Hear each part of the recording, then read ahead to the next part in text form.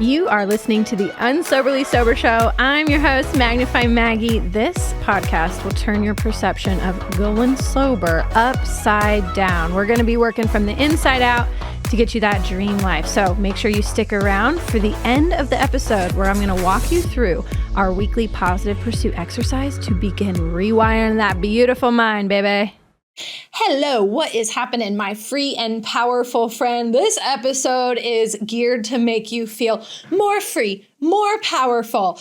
Hey, I might lose some listeners because I'm going to open this episode with saying I 1000% agree with Andrew Tate, the empire leader, the somewhat known misogynist, the very controversial influencer that is Andrew Tate. I 1000% agree with him when he says depression isn't real. And this episode is for anybody that's having trouble feeling free, feeling powerful, feeling joy, feeling a sense of purpose in life because you believe that you are depressed. I'm going to take that and double down. I also don't believe chronic anxiety is real. I do not believe any one person should be going to a doctor, talking about their issues, being sent on their way without any strategies to change their life, but instead a prescription to go to the pharmacy and get pills to numb themselves out enough to deal with their life, but not do anything about it. And so today I'm going to be hitting you with some energy that's like, hey, get your shit together. Hey, get off the couch. Hey, stop feeling sorry for yourself. I want you to know I had plenty of reasons to feel sorry for myself. This is not coming from somebody who, they were born with a silver spoon in their mouth and they had such great experiences in life. No, I've been through shit. I've been through the trenches. I've been through the deepest heartache. I've also had my own fuck-ups where I had the world at my feet and I threw it away. I had all of this ammunition to use against myself to literally be able to go to a doctor and be like, I'm depressed, please prescribe me Zoloft or Prozac, or I have anxiety, so what do? I should take this prescription. I had all of the ammunition to do that, but I was able to say, fuck that. I'm going to change my life. Rob and I were talking here a little bit beforehand. What do you feel about Andrew Tate's perspective that depression isn't real? I think it's true because anytime I've felt depressed or anxious, it kind of boils down to like physical health for me. Like I'm eating really crappy, I'm not exercising, I'm consuming negative crap. It's like you're kind of a product of your own environment.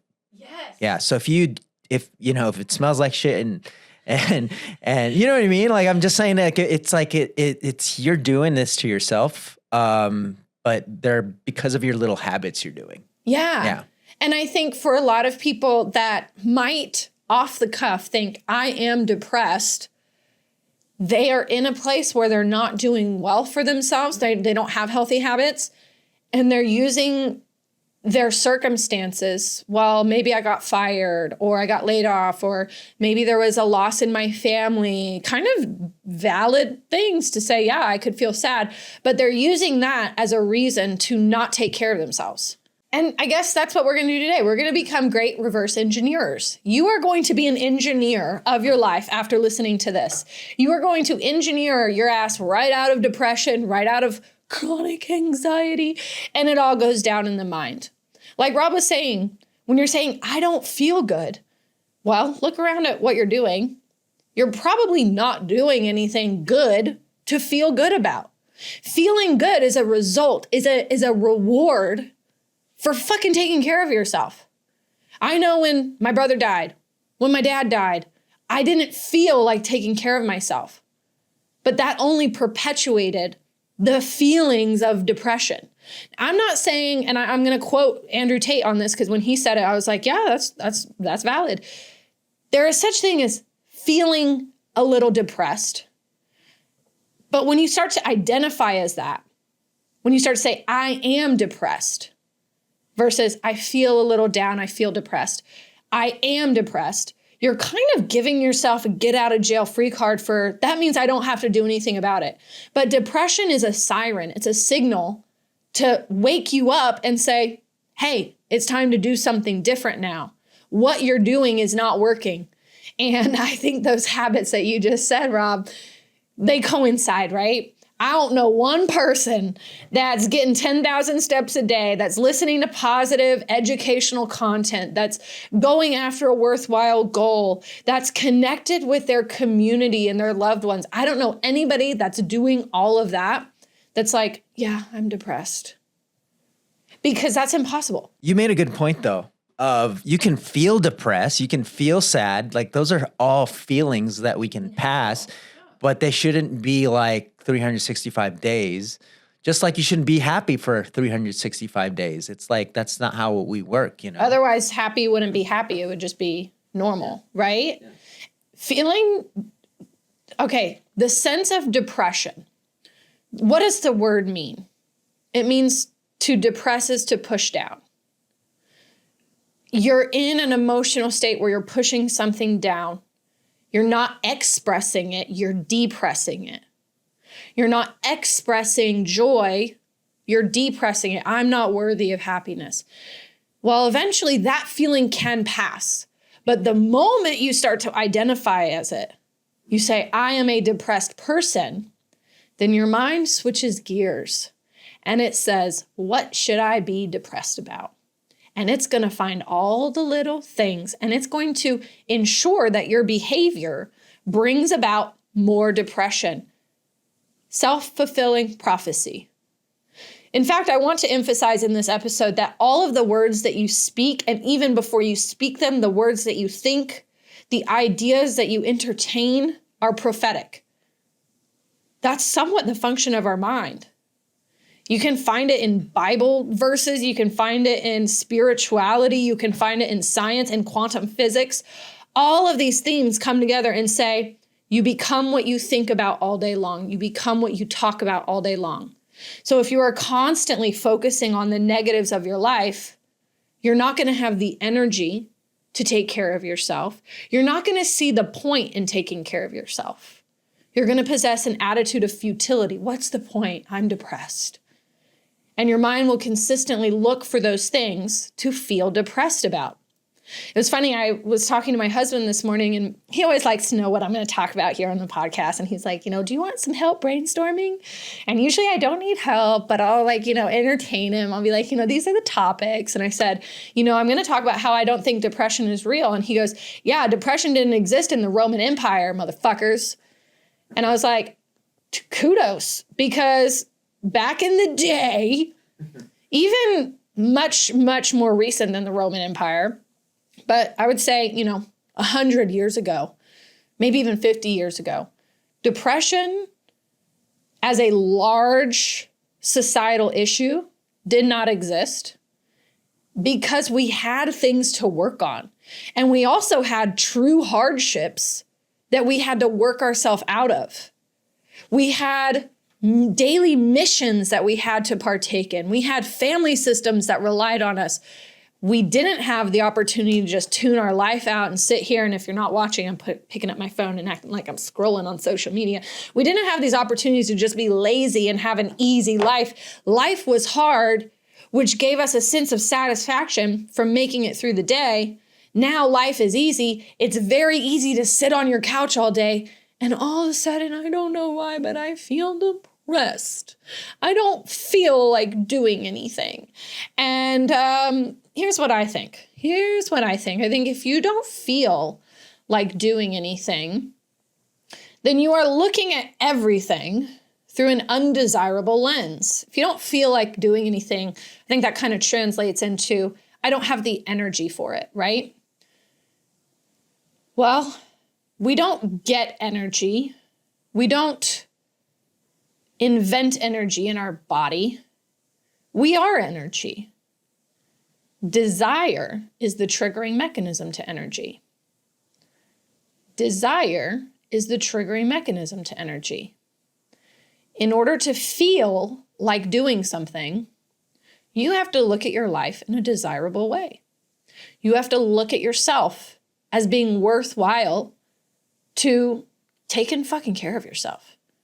Eating 3 meals a day, not eating donuts for every meal, taking a shower, cleaning up your house, making the phone calls that you need to make. You might not feel like it because you're looking at it through that undesirable lens. It's gonna be so hard. What's the point? I can't do it. I'll never be able to do it. Well, those are all just symptoms of you being off path and looking at things through a negative lens. I think that when you say you don't feel like doing anything, you are really giving away the gift, giving back the gift of I've been blessed with a life that I can harness and I can create things and I can feel good. And it feels sometimes really good to feel sorry for yourself, right? Because when we feel sorry for ourselves, that removes the need to do anything to take care of ourselves. Well, I don't have to take care of myself if everybody knows that I'm depressed and everybody knows that I'm going through these really hard circumstances.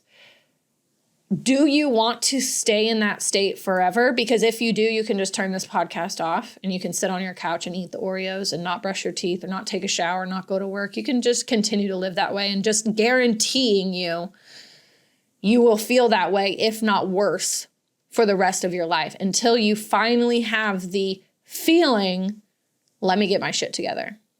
But if you're listening and you're like, yeah, I'm tired of feeling this way. I'm tired of claiming that I'm depressed, thus finding things to be depressed about. I'm tired of going to a therapist and talking about all of these things from the past that I cannot change without being able to re-perceive the meaning of these things from my past so that I can recreate my future. If you're tired of that, tired of prescriptions that just numb you out, tired of taking the easy route that means that you don't have to change anything about your life, you can just numb out and stay the same, this podcast episode is for you. And I'm going to be using one of my favorite resources, dun, da, da, da, my Bible. Not really, but a book. It is a book that sometimes looks like a Bible if you're just looking at the back. If you're just listening and you cannot see this video on YouTube, I am holding up my most treasured educational learning context resource. This book has become my lifeline. It is called Psycho-Cybernetics. I'm going to spell that for you. Psycho, P-S-Y-C-H-O hyphen cybernetics, C-Y-B-E-R-N-E-T-I-C-S, Psycho-Cybernetics. I think I'm going to share like the Amazon book link in the description of this episode. This is a book that was written by Dr. Maxwell Maltz, and it is a huge foundation for the personal development space, as well as the invention of a pillar of psychology called self-image psychology. If you dive into Tony Robbins, even Mel Robbins, I would say Bob Proctor, that's where I heard of this resource. If you dive into the goats of personal development and personal achievement, they all use Psycho-Cybernetics. And today I'm going to be sharing just a little snippet of it. But I want to kind of give you some background. I mentioned that depression is a belief, is an identity, if you don't separate yourself from those depressive feelings.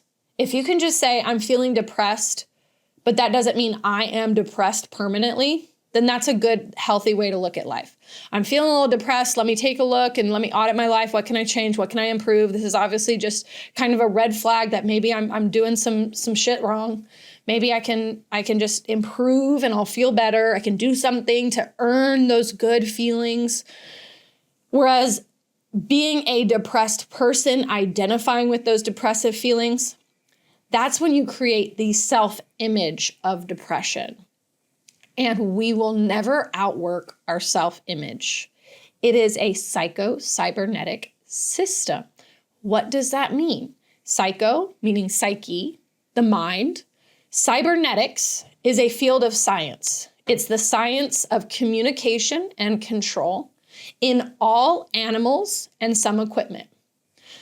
So a little history lesson here. All animals have this cybernetic system that's composed of our brain and our nervous system. Some machinery has this, some equipment has this, and we discovered this in World War II with heat-seeking missiles. What we found is that we can create this missile that has an end target, an end goal. If the end goal is in, I'm literally just saying things. I'm just going to say some places. I do not want to get blacklisted or somehow get noted from the FBI. This is just an example. If we say the end goal is California, the missile is taking off from Florida, that missile will at some point across the United States go off track. It might start to veer a few degrees to the north or south, and all of a sudden it's not on track. But it has that end target and goal, so it will measure its deviation from the goal and adjust. It will use negative feedback to get back on track, and it will always find that end state goal. Your thermostat is also a cybernetic system. The autopilot on a plane is a cybernetic system. It has a set target with your thermostat. It's the temperature. Now, sometimes somebody leaves the door open and the temperature in the house raises. Maybe your temperature is set at 70 and all of a sudden somebody leaves the door open. You're yelling at them, hey, we're not heating the outside, whatever you say, we're not cooling off the outside. And all of a sudden the house, the thermostat measures that it's 73 degrees. There's sensors all around the house to measure this. It'll kick on the AC and it'll bring that temperature back down to 70. It used negative feedback to bring it back to the original goal. Okay, all of that to say, your self-image is a cybernetic system, whereas it is impersonal. It does not care if you say, I am a depressed person, or I am a happy, goal-oriented person. It's going to measure your deviation from that goal and ensure that you get back on track to that said target. If you say you are a depressed person, anytime you feel happiness, joy, that is considered, quote unquote, negative feedback because it is off target of being depressed. If you experience joy or happiness for one split second, your mind, your nervous system, as a combination, it's going to remind you, you're not allowed to be happy because you're depressed. That person just gave you good news, but you're going to look for the bad in it because you're depressed. Maybe your self-image is, I can never be sober. I'm always using alcohol to handle my stress. And then one time, you don't handle your stress with alcohol. You go for a run instead. When you get back, your mind is going to say, that's a deviation. That's not who I am. I drink when I'm stressed. I'm going to look for something to be stressed about so now I can drink again. You can never outwork your self-image because it is a psycho-cybernetic system. So you have to be very intentional and use your mind, your imagination, to craft the image of what you want to become and who you want to be. This is how your words are prophetic. This is how you are continuously manifesting the thoughts, feelings, beliefs that you have for yourself. Your self-image, your mind does not care if you say, I'm a fuck up, it's going to guarantee that you fuck up. If you say, I'm a successful person, yeah, there's challenges. Yeah, sometimes I might feel sad, but ultimately I always figure out a way to get better and feel better. That is the end goal that you've created now. And anytime you feel sad, it's going to say, oh, that's off target of being a happy, successful, goal-oriented person. So we're going to look together for ways to improve, for opportunities to advance. I cannot recommend this book enough. I have it in hard copy. You're going to see I have so much text highlighted. I also have it on Audible. I listen to this at least once a month, which sounds like a lot, but I listen a lot. So I I can listen to this within a week or over the span of a month, and then I just restart it. You get good results by repeating and re-listening and immersing yourself in this type of context, because then you start to think like it. It's not just about gathering the knowledge, but it's starting to think like the author thinks, starting to live like the author lives. So here's what I want to outline today. And I'm just going to touch on one chapter. Next episode, we're going to touch on a different chapter because I want to give you the tools for success as well. Maxwell Maltz outlines how your psycho-cybernetic system is going to operate as a success mechanism or a failure mechanism, depending on that goal that you have either intentionally set or unintentionally set for yourself. If we do not have intentional goals and intentional self-images, it's very likely that we will just wind up being depressed, being aimless, not really having a sense of direction whatsoever because we're not intentional. So I'm going to go ahead and close my laptop and open my book, because today we're going to go through chapter 9 of this book. I have a picture of me as a baby as my bookmark and my brothers. Just thought that was cute because I love my little special bookmarks.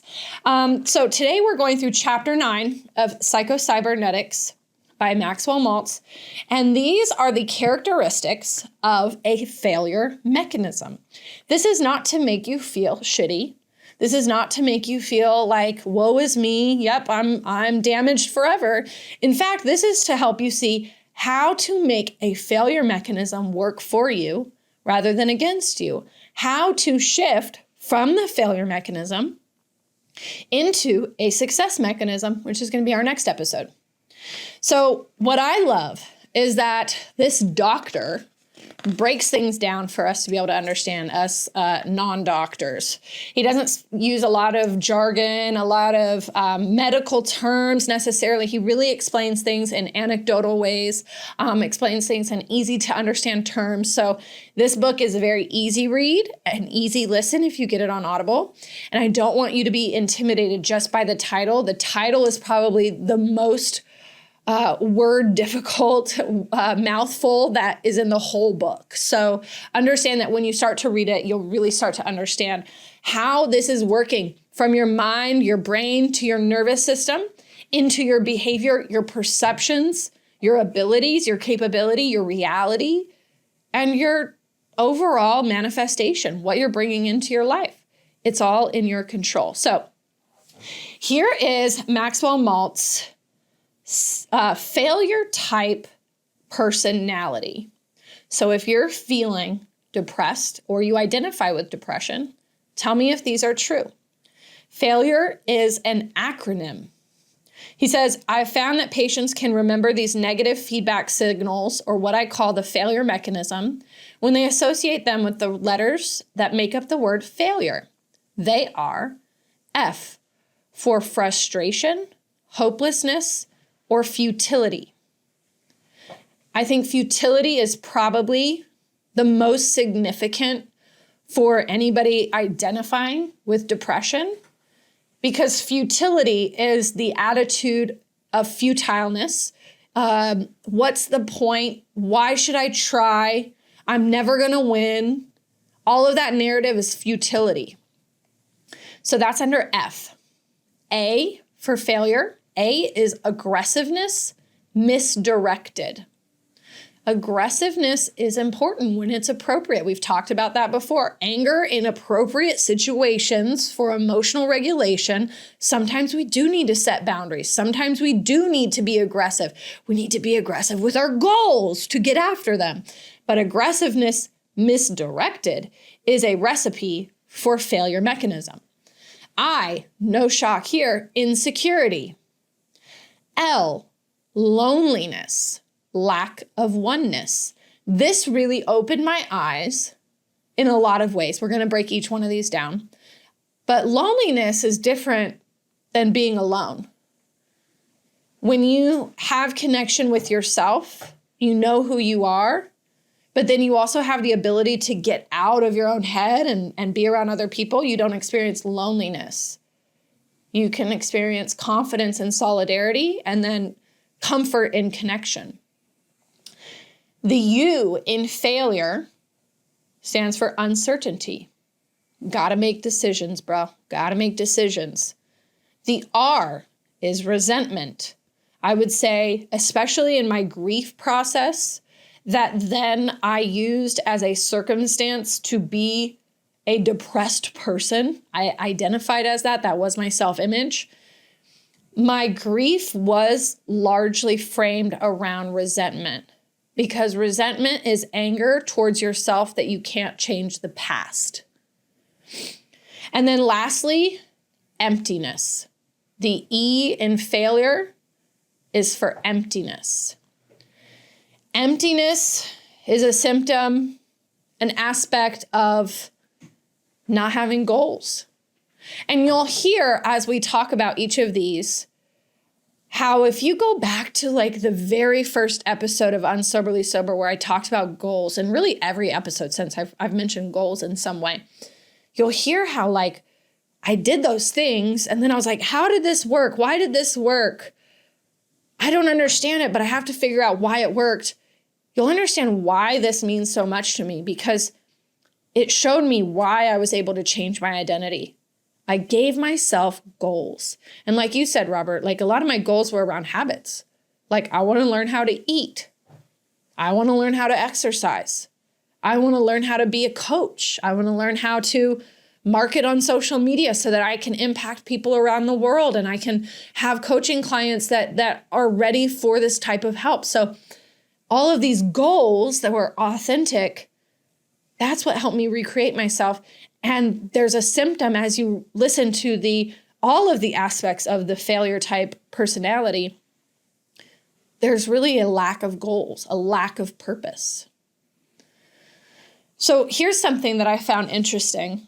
And I've read this book, I've listened to this book, like I said, probably 100 times.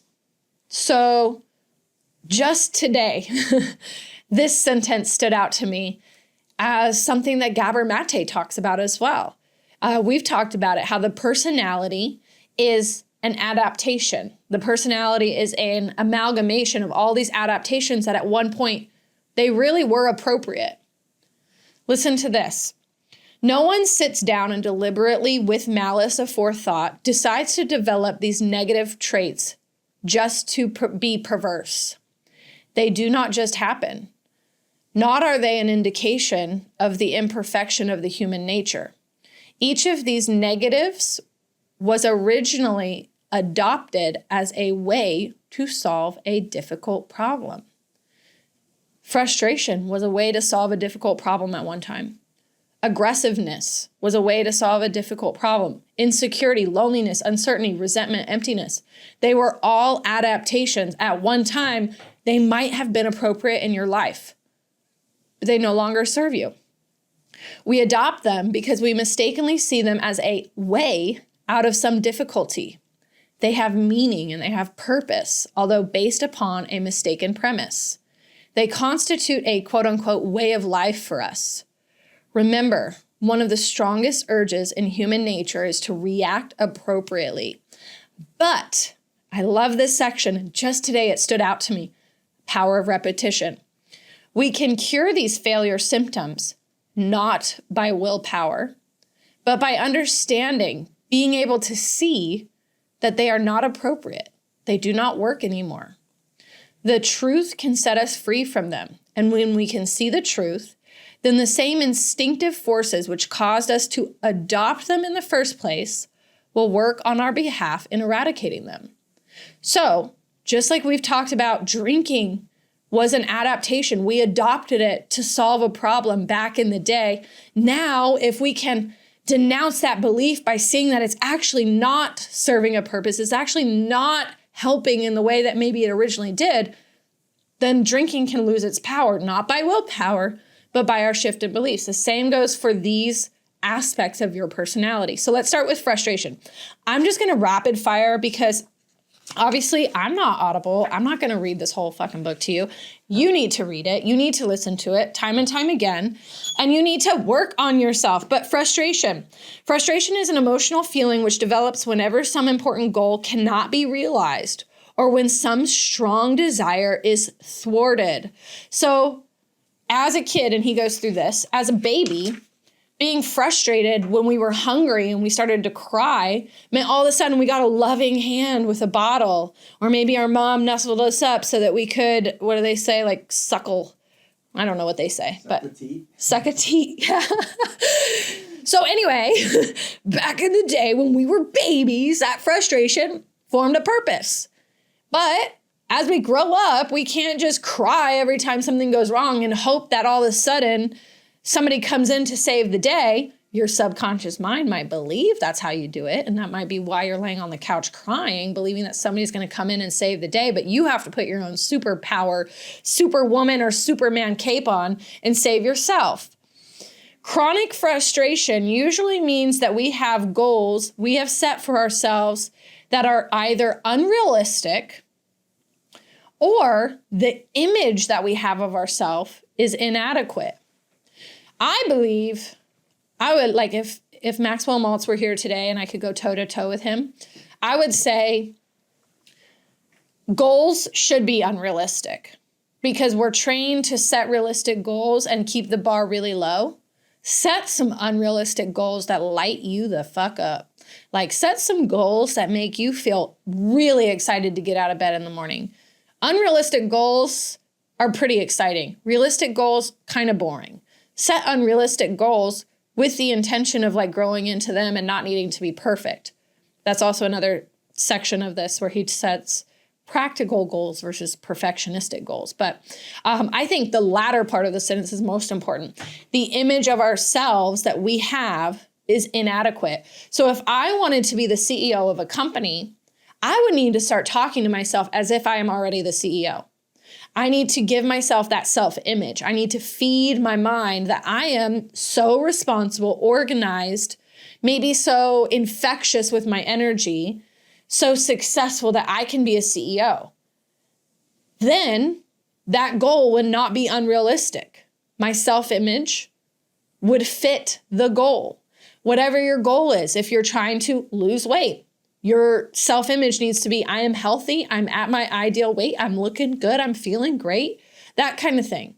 If your goal is to be alcohol-free / sober, happily sober, where you're not sitting around twiddling your thumbs saying, I want to drink, then your self-image needs to be, I am free and powerful. Your self-image needs to be, I have fun just being myself. I do not need anything outside of me.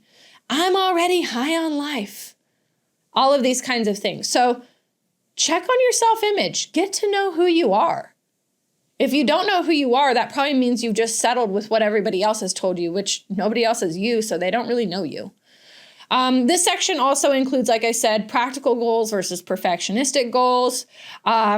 Self-fulfilling prophecies make failure certain. Frustration as a way of solving problems does not work. I just love how he breaks down these different aspects. Remember in that acronym as well, he breaks down the F as being frustration, but also futility. So if every time you say, what's the point? Then there will be no point. So start to challenge your mind. What's the point? To feel better. Literally, that's it. To feel better about myself. What's the point of going to the gym? It's not to be skinny. It's to feel better. What's the point of eating a meal? It's not to be skinny or look a certain way. It's to feel better. You will feel better when you see a point in things. Okay, number 2, A, aggressiveness, which again, in certain context is very important. But aggressiveness misdirected is no bueno. Excessive and misdirected aggressiveness follows frustration as night follows day. This was proved conclusively by a group of Yale scientists some years ago in their book, Frustration and Aggressiveness by John Dollard. Aggressiveness itself is not an abnormal behavior pattern, as some psychiatrists once believed. Aggressiveness and emotional steam are very necessary in reaching a goal. We must go after what we want in an aggressive rather than in a defensive or tentative manner. We must grapple with problems aggressively. The mere fact of having an important goal is enough to create emotional steam in our boiler and bring aggressive tendencies into play. However, trouble ensues when we are blocked or frustrated in achieving our goal. The emotional steam is then dammed up, seeking an outlet. Then what do you think we do? No outlet. Misdirected or unused, it becomes a destructive force. The worker who wants to punch his boss in the nose, but doesn't dare, goes home and snaps at his wife or kids or kicks the cat.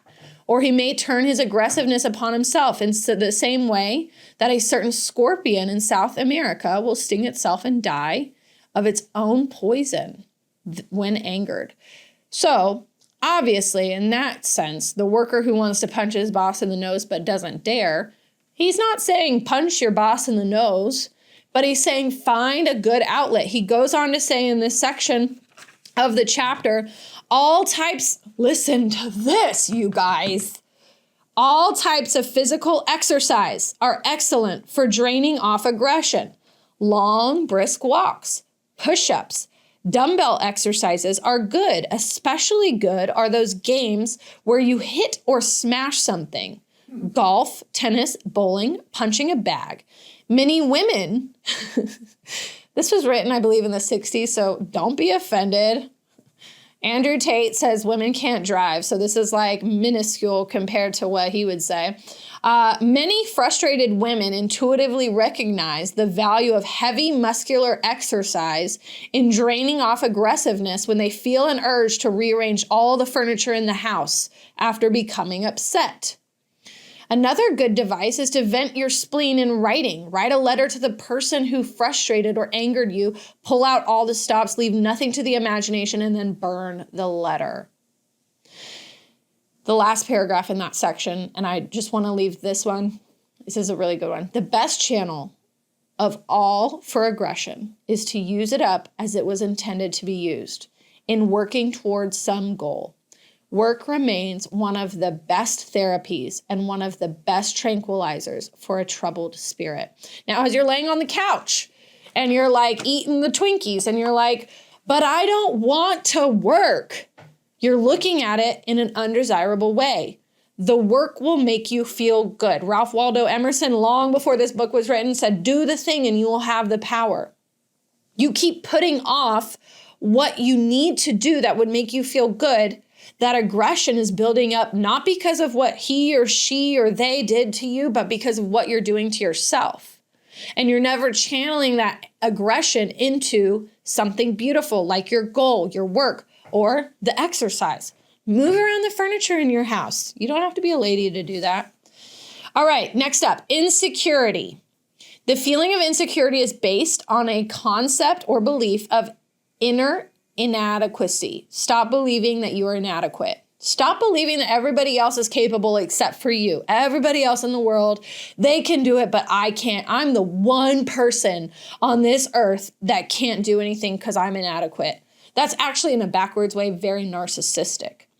If you feel that you do not measure up to what is required, you feel insecure. A great deal of insecurity is not due to the fact that our inner resources are actually inadequate, but due to the fact that we use a false measuring stick.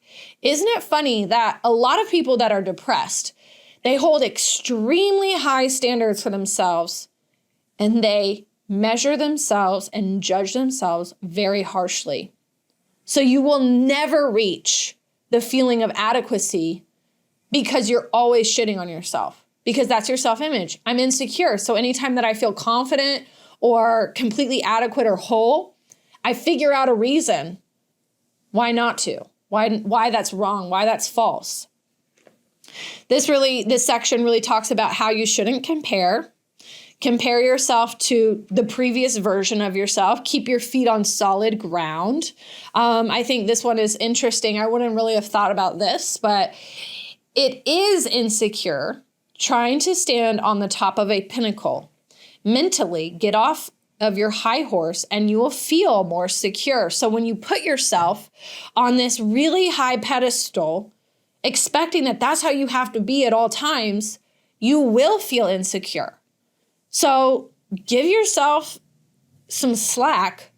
Take yourself off of that high horse, not saying that you're egotistical, but take yourself out of that extremely high set of standards that you need to be perfect all the time, and you won't feel insecurity like you're going to topple off of your high horse. This has very practical applications. It explains the underdog psychology in sports. When a championship team begins to think of itself as the champions, they no longer have something to fight for, but instead a perfectionistic status to defend. The champions are defending something, trying to prove something, whereas the underdogs are fighting to do something and often bring about an upset. So he goes on to talk about a boxer. If a boxer is trying to win a title, they will usually win. And then once they have that belt and they're trying to be perfect and defend, they're like, I'm the champion, I have to be perfect. That's when they usually lose. But if every time they enter the ring and they think, I'm laying it out on the line because as soon as I enter this ring, I'm no longer the champion, I still have to fight for that. I don't have to be perfect, I just have to fight for the championship. Then that's when they do better. So that I think is really interesting as a mental attitude and a way to give yourself some slack so that you're not holding yourself to perfectionistic standards, which are going to make you feel insecure, like you're going to topple over at any moment. Number 4 for failure is loneliness. All of us are lonely at times. I want to say this part a few times. Let it sink in. All of us are lonely at times. Again, it is a natural penalty we pay for being a human and an individual. It is a natural penalty we pay for being a human and an individual. I think this also goes back to what Rob and I were saying of depressive feelings. That's a penalty you pay for being a human. Like those are the feelings, those are the emotions that we have. We have a broad range of emotions. We're not going to feel happy all the time. That's the penalty of being a human. Sometimes we might feel depressed, But it is the extreme and chronic feeling of loneliness, of being cut off and alienated from other people, that is a symptom of the failure mechanism. I think it's really interesting in this section, he kind of talks about how this is prophetic, how this does manifest the identity of being lonely all of the time. Chronic loneliness leads to cutting yourself off from connection. This type of loneliness is caused by an alienation from life. It is a loneliness from your real self. I think with that comes the responsibility of getting to know your real self and being able to be alone in it. Rob, when you were drinking a lot, I know this is true for me, I needed to be around other people. I hated being by myself because it meant that I was alone with my thoughts. But then when I was with other people, I was just drinking and talking about how bad of a person I was. It was weird. It was like I was just searching for them to tell me I was good. But then when I was by myself, I couldn't say those things to myself. I was a little bit more, that's a good question. I don't know. Think about it. Yeah. I think there's sometimes like hearing this stuff for the first time, we have to go inward and like reflect and be like, gosh, that loneliness that I felt, was that a disconnection from myself? Or was that I was isolating from everybody else because I was expecting them to come? It was more so loneliness. It was more so, we went back to when I was talking about lying and being not true. Yeah. And like when you're alone and you're not hitting goals, you kind of feel shitty. That's what it is. Yeah. So it's like this, like you said, it's like if you're not doing anything true to what you're supposed to be, that's when your measurement's off. You're kind of like, I don't know if this is right. Then you feel sad. And then you're like, that's where the loneliness, depression starts to hit, when you're not in tune with what you're supposed to be doing. Not in tune. And when we say like what you're supposed to be doing, like what you would like who you are, your soul, what they would authentically enjoy. Or even in the moment, like you're doing something that you don't want to do. And that kind of like those start to compound when you start building that image of yourself, not doing what you're like. We go back to the job analogy. Yeah. If you go 5 years of doing the job that you hate, there you go. You know what I mean? Right.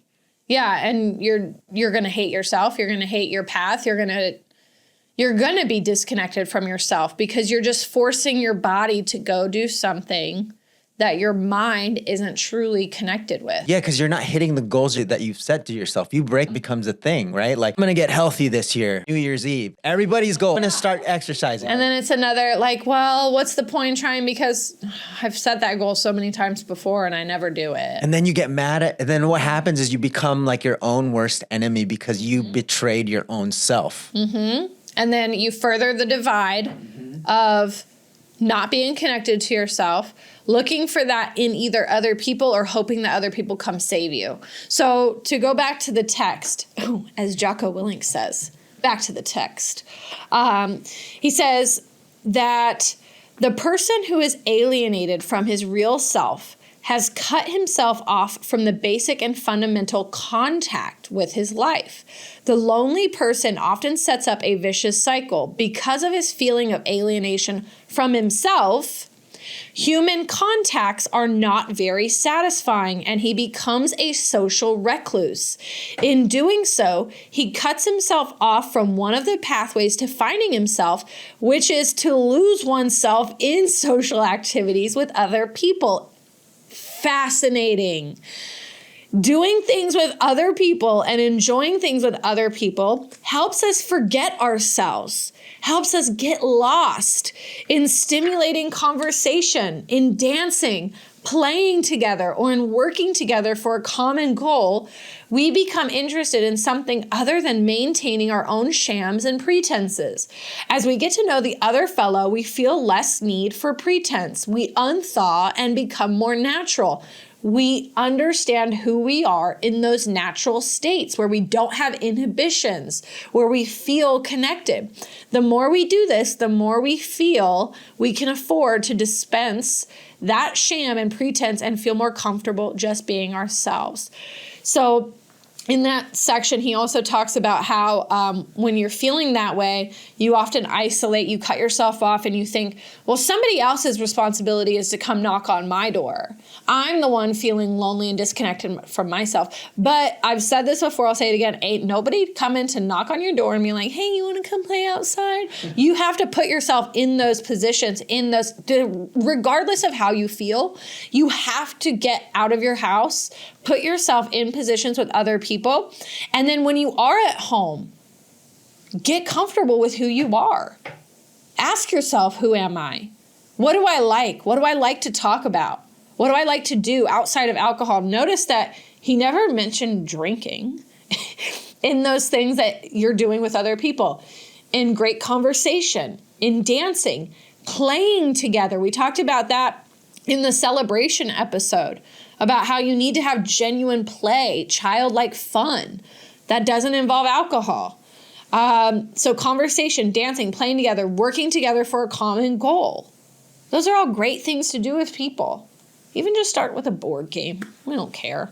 Okay, so moving on to the U in failure. Number 5, uncertainty. This is really interesting. It's a protective mechanism. Uncertainty is a way of avoiding mistakes and responsibility. It's based upon this fallacious premise that if no decision is made, nothing can go wrong. Being wrong holds untold horrors to the person who tries to conceive of himself as perfect. So if we are always saying, I'm uncertain, I don't want to make that decision, well, that keeps us from making a decision that could come about as being the wrong decision. But in this section, he challenges you and urges you, and you know that I've urged you guys to do this in episodes previous, to understand that nobody's right all the time, and the more certain you are to make definitive decision in the moment, you're gonna learn if it's right or wrong. So then when you learn that it's wrong, that's not a failure, that's just nope, that didn't work. That's one step closer to knowing what's right.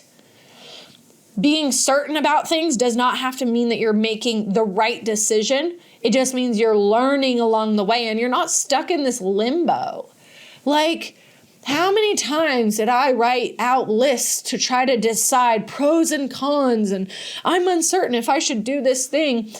Writing out the pros and cons did not help. Making the decision to try one way or the other is what helped me understand, nope, that didn't work. I wrote out the pros and cons of going sober so many times. And I said, you know what? I'm just going to try it. And there for a while, I tried AA stuff. I realized that was not the best decision for me. And I was very certain about that. And then I learned I need to try something different, something that doesn't exist. And then I just did it myself. So anyway, just understand nobody's right all the time. And making decisions that don't pan out as the right decision, quote unquote, does not make you a failure. It just means that you execute quickly so you learn which way to go instead. I mentioned Jocko Willink. He shares from books a lot, and he'll be like, back to the text. Anyway, Jocko Willink talks about this a lot. Make decisions so that you learn quicker what doesn't work. Otherwise, you're going to be stuck in uncertainty forever. The last section of that says only little men are never wrong, and talks about how little men, they basically spend their entire life in indecisiveness because they fear loss of self-esteem if they are proved wrong.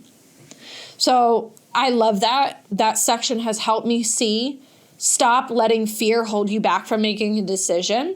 Make the decision so you can learn quicker what doesn't work or what does work. The fear was really just this idea that if I made the wrong decision, I was a failure. Oh, that's not true at all. I'm actually winning by doing. So do instead of being uncertain. Okay, failure R. Number 6, resentment. When the failure type personality looks for a scapegoat or excuse for his failure, he often blames society, the system, life, the breaks that he had.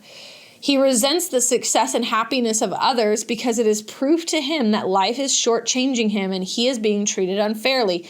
Wow, if you heard my episode before this week about grief and loss and my perspective on why did God give me this life and what's the problem? Everybody hates me and everybody just shortchanges me and my life is hard and I lost my brother and my mom and nothing's ever going to change for me. Doesn't that sound like I'm just blaming everything outside of me?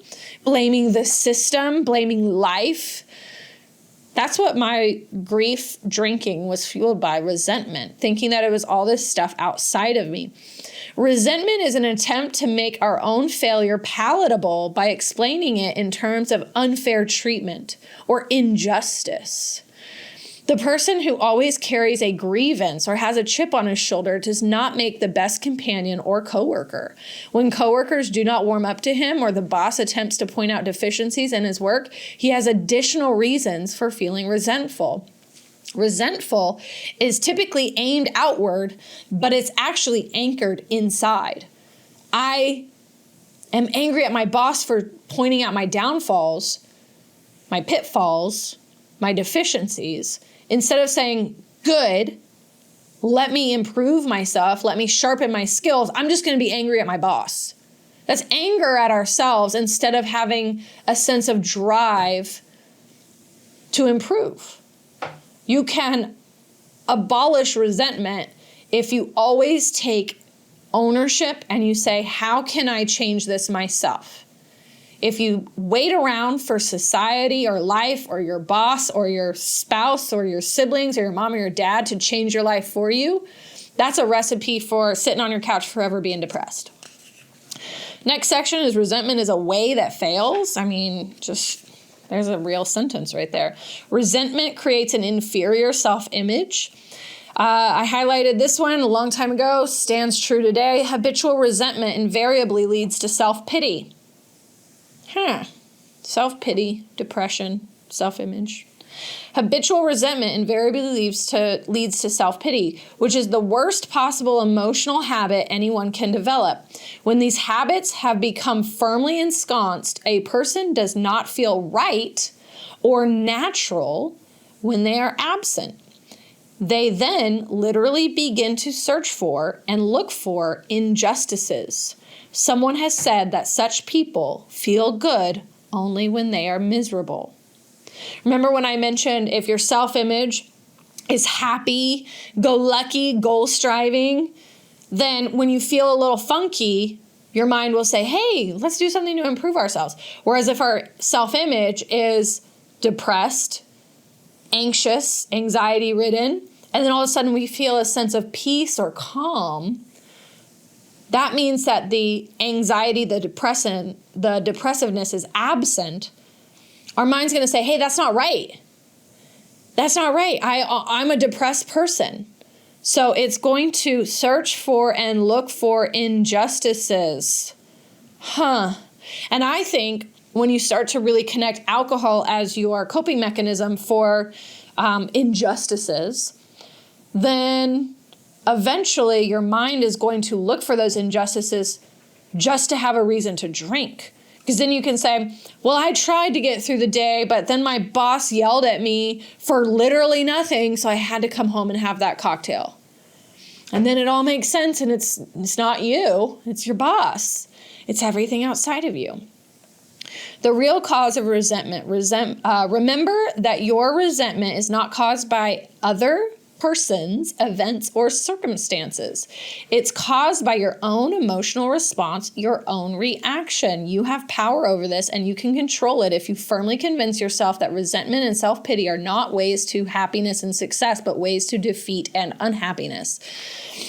Last episode, I mentioned it's not what happens to you, but how you feel about what happens.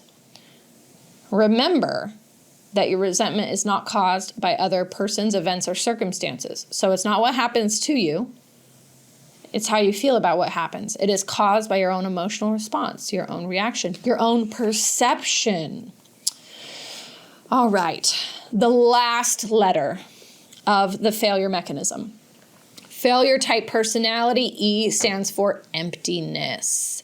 A person who has the capacity to enjoy, still alive within him, finds enjoyment in many ordinary and simple things in life. He also enjoys whatever success in a material way he has achieved.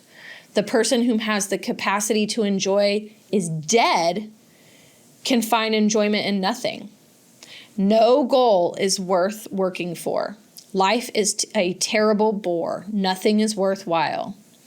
You can see these people by the hundreds, night after night, knocking themselves out in nightclubs, trying to convince themselves that they are enjoying it. Wow, that was my life. Maxwell Maltz, how did you know me before I was ever born? Okay, let's talk goals. Life becomes worthwhile when you have worthwhile goals. Dun, dun, dun, dun. Emptiness is a symptom that you are not living creatively. I want to emphasize here, you might not be creative in a painting way or like a musical way, but you are the highest form of creation on this earth. You are a creative being, meaning that you have been gifted with this mind that then channels energy into form outside of your body. So you take a thought, you create a perception or feeling, and you create something with that. Maybe it's a business. Maybe it's as small as like cooking a meal. It's creating experiences with other people. It's creating a life path. It's creating all of these different things for yourself. You are creative. But emptiness is a symptom that you are not living creatively. You either have no goal that is important enough to you, or you are not using your talents and efforts in striving toward them. It is the person who has no purpose of his own who pessimistically concludes life has no purpose. It is the person who has no goal worth working for who concludes life is not worthwhile. It is the person with no important job to do who complains there is nothing to do. The individual who is actively engaged in a struggle or in striving toward an important goal does not come up with this pessimistic philosophy concerning the meaningless or the futility of life. The next section, emptiness is not a way that wins. Emptiness is an inadequate self-image. They go together. Emptiness may also be a symptom of an inadequate self-image. I would say that it absolutely is. It is impossible to psychologically accept something that you feel does not belong to you or is not consistent with yourself. So again, if you all of a sudden got the promotion to CEO, but your self-image says, I'm not that important, I'm not that good at my job, that's going to be inadequate self-image. You are going to feel empty. In fact, you'll probably feel like, why did they promote me? They don't even know the real me. One of my favorite sections of this entire chapter is where he says, glance at the negatives, but focus on the positives. He mentions automobiles come equipped with these negative indicators placed directly in front of the driver to tell you the battery is not charging, or when the engine is becoming too hot, when the oil pressure is becoming too low, etc. To ignore these negatives might ruin your car. However, there's no need to become unduly upset if some negative signal flashes. You merely stop at a service station or a garage and take positive action to correct. A negative signal does not mean your car is no good. All cars overheat at times. So a negative emotion, a negative feeling does not mean that you are a negative person. Do not identify with it. Take positive action. If you feel depressed, go work on yourself. Andrew Tate talks about how he has messages from people. I'm going to just say this plainly as he does.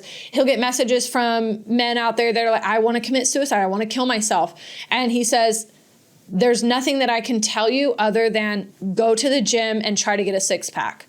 Write me back in 6 months. And he says every single person that's reached out to him that has said that he's given that advice to, 6 months later, they say, that got me on track. I can't believe I was at that low place. Working on myself, giving myself worthwhile goals, made me feel like a fucking badass. So, in essence, being depressed is just that signal on your car. It does not mean your life is not worthwhile. It does not mean that your life is ruined, that you're a bad person. It just means to work on yourself, yo. The last section, or one of the last sections, says how to use negative thinking. And then something that I love about this edition of the book is that it also has, you might not be able to see it, but like lines to take notes. And I just really love that. But this week's homework, weekly exercise, is to at least download this book on Audible.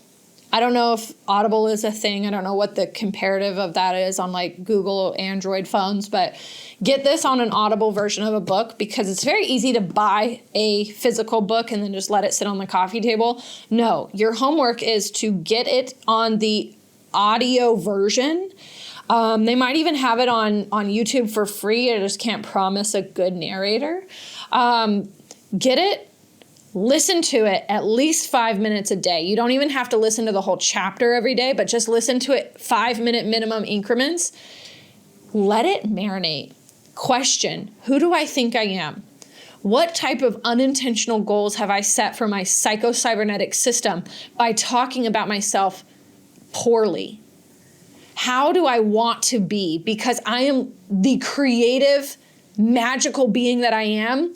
I can be whoever I want to be, and it's as simple as seeing it, visualizing it. That's a big aspect of the Psycho-Cybernetics system, and he walks you through that. Almost every chapter talks about visualization. Seeing yourself as that positive person gives your mind the ability to follow through. Then, I want you, as you're sitting on your couch, listening to this, saying, okay, yes, I'm going to take care of myself so I feel better. Focus on some physiological, healthy habits that are going to help your mind feel better. Sleep on a schedule as best of your ability. If you're a regular person with a regular schedule, get to bed by 10. Get up by 6 or 7. Go to bed at 9 if you have to get up by 5 or 6. Your mind needs sleep in order to process emotions, to decongest the stress bullshit that's in your brain. Your mind needs sleep. And there's no point in sitting up for an extra hour or 2 hours, looking at your phone, watching YouTube, melting your brain, only to then wake up really tired, press snooze on your life, say again, oh, why did I stay up late? Sleep. Sleep for a minimum of 7 hours per night. Get on a schedule, do it. Don't hit snooze. Don't stay up late. If you have to look at your phone late at night, use a blue light blocking lens, glass, screen cover, whatever you need. Eat 3 square meals a day. Eat some shit. Eat some protein. Get some vegetables in your body. Go for a walk. Get sunlight on your skin. Those are the easy habits to implement every single day for the next week. That's your exercise. As you're on your walk or sitting out in your backyard getting sun, listen to Psycho-Cybernetics audio version. Get the real book. Highlight things. Do the exercises in the book. That is your weekly homework. Let me know how you're doing with it. If this all sounds fine and dandy, but you find that you're not actually doing it, know that there's a place to hold you accountable. It's called the Magnify Course and Community. There's an entire module where I break down even more aspects of this book. Learnings. The Magnify members say, oh my God, I love this book, but the way that you break it down makes it so much more implementable, understandable. So we talk about this. I'll hold you accountable. If you're like, hey, I want to study this, I'll study with you. We'll talk about it. We'll have a little book club. If you want to dive even deeper, one-on-one coaching, my signature 12-week program, we have, again, pulled content from this book to put it as part of the curated system that we use. We will rework your self-image so that you are starting to get the best results that you could ever imagine and more. So I'm here for you if this exercise doesn't actually happen over time and you know that you want to do it. I'll hold you accountable. We'll get you to that beautiful success mechanism, which we're going to talk about next episode. In the meantime, remember, as we've talked about today, it all goes down in the mind. Perceptions, beliefs. Who do I think I am? Get to know that person. All right, until next week, have a fabulous 7 days. Remember, it's up to you in your mind. Think different in order to drink different, live different, eat different, move different, sleep different, all the things, feel different in order to drink different. I said all of those. Okay, signing out. Love you lots. It means the entire world to me that you have been here with me, letting me share my experiences and hopefully helping open your eyes to a bright, beautiful life ahead of you as well. So if you are loving this show, please, please, please subscribe, like, comment, and especially share this with somebody that might be in need. Please help get the word out. Word of mouth is so important, and I know that you're somebody special who can help me in this mission for thinking differently in order to drink differently or never again. Make sure you reach out if you have any questions you want discussed on the podcast. I'm here for it, so I'll talk to you soon. Signing out, Magnify Maggie.